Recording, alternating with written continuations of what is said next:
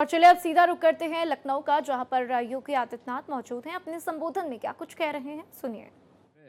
श्री संजय प्रसाद जी, प्रमुख सचिव नित्य एवं कार्मिक श्री एम देवराज जी, उत्तर प्रदेश सरकार के हमारे सभी वरिष्ठ प्रशासनिक अधिकारीगण, नवचयनित विभिन्न विभागों के अभ्यर्थीगण,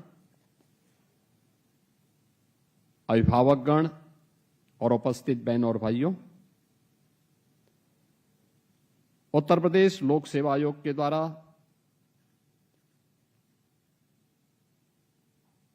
मार्च में जो परिणाम घोषित हुए हैं, 21 विभागों के 932 पदों पर चयन की इस पारदर्शी व्यवस्था के उपरांत आज आप सबको नियुक्ति पत्र वितरित हो रहा है।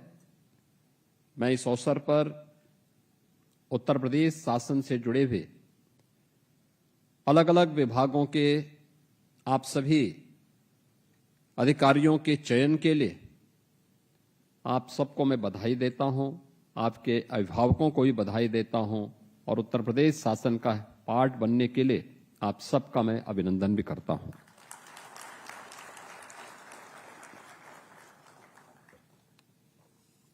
मैं धन्यवाद देता हूं उत्तर प्रदेश लोक सेवा आयोग को, जिसने भर्ती की पूरी प्रक्रिया को पूरी पारदर्शिता के साथ शुचितापूर्ण तरीके से संपन्न किया है। ये शासन की व्यवस्था का और शासन की कार्य योजना को प्रभावी ढंग से इंप्लीमेंट करने के लिए शासन की मंशा क्या है, हमारे भर्ती आयोग और बोर्ड की कार्य पद्धति उसका उदाहरण बनता है।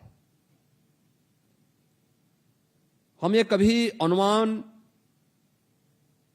कोई लगा ही नहीं सकता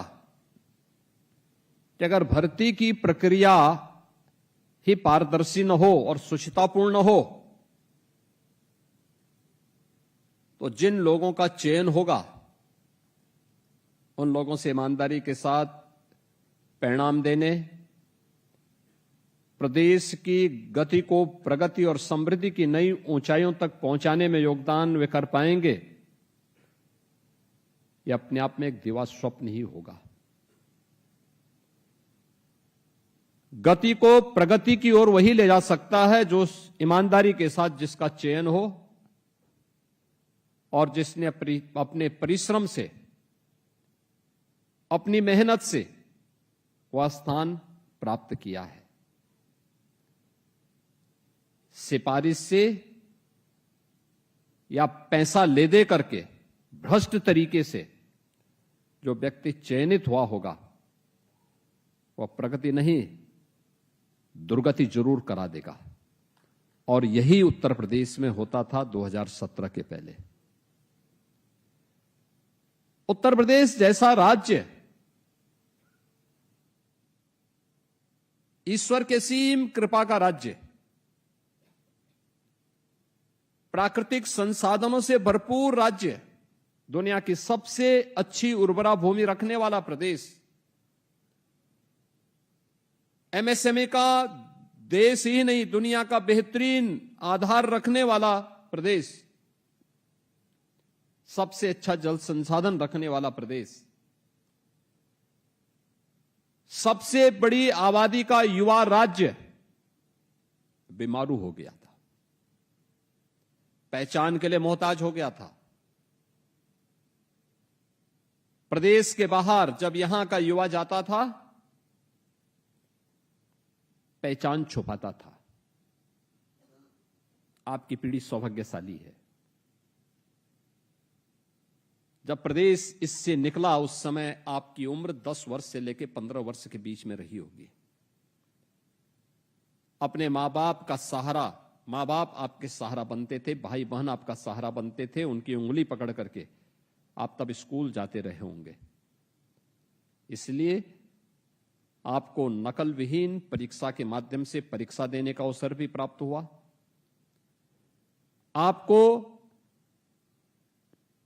परीक्षा का परिणाम चाहे स्कूली शिक्षा का हो, विश्वविद्यालयों का हो या प्रतियोगी परीक्षाओं का हो, उसमें वही शुचितापूर्ण और वही पारदर्शितापूर्ण व्यवस्था देखने को मिली और चयन की प्रक्रिया में भी वही शुचितापूर्ण व्यवस्था आज देखने को मिली है, जिसमें 932 अधिकारी अलग अलग विभागों के आज हमें प्राप्त हो रहे हैं। क्या ये संभव था 2017 के पहले?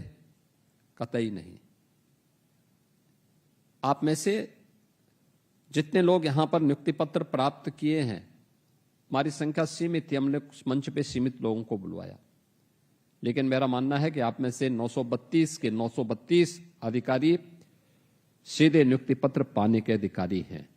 लेकिन समय की सीमा आपकी भी हमारी भी, इसलिए हमने सीमित किया और विभागीय मंत्रियों को प्रतिनिधि के रूप में यहां पे रखा।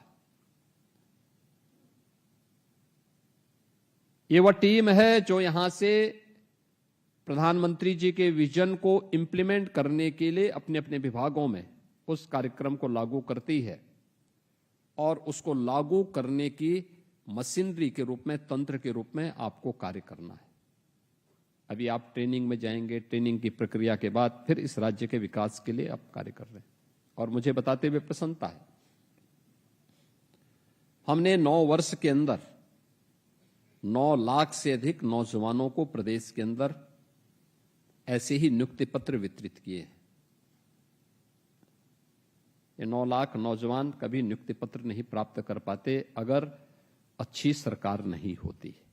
लोकतंत्र में अच्छी सरकारों को उसका लाभ यही है। और अगर ये 9 लाख नौजवान या उत्तर प्रदेश के युवा शक्ति को हम लोगों ने अलग अलग क्षेत्र में नौकरी की, रोजगार की संभावनाओं को आगे बढ़ा करके उत्तर प्रदेश में उनकी प्रतिभा का लाभ नहीं लिया होता,